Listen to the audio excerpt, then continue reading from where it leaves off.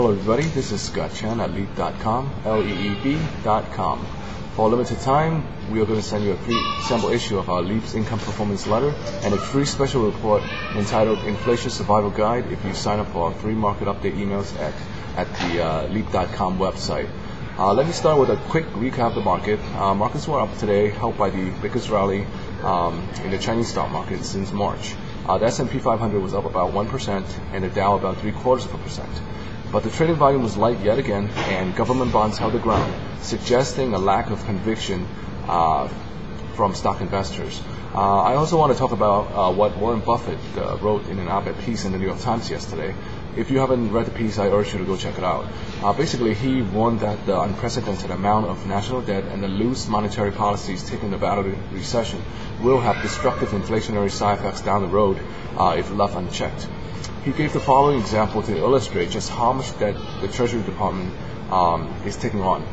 Even if other sovereign nations buy $400 billion worth of treasuries and Americans accumulate $500 billion in savings and invested all of that in treasuries, both of these estimates are optimistic, by the way, the Treasury Department would still need another $900 billion to finance the $1.8 trillion of debt that it's issuing this year. The flood of dollar supply will threaten to erode its value. China and other major holders of dollar reserves have already called for the creation of a new global currency to replace the dollar as the reserve currency. The actions of gold, the ultimate dollar hedge, also confirms these worries. Despite a dramatic decline in end-use demand for gold, such as for jewelry and electronics, the price of gold has held relatively stable.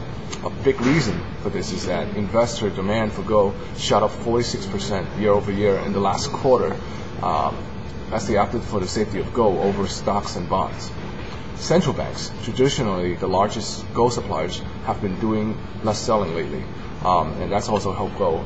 Through the first 6 months of the year, of this year, they have sold 73% less gold compared to last year, and they're on pace to sell the least amount of gold in 2009 since 1994. And for the first time since 2000, central banks were net buyers of gold instead of net sellers. This reduction of supply of gold on the gold market from these so-called official sector only helps to give gold more support and makes it an even more attractive investment. That's all the time I have for today, and I hope that you'll join us again tomorrow.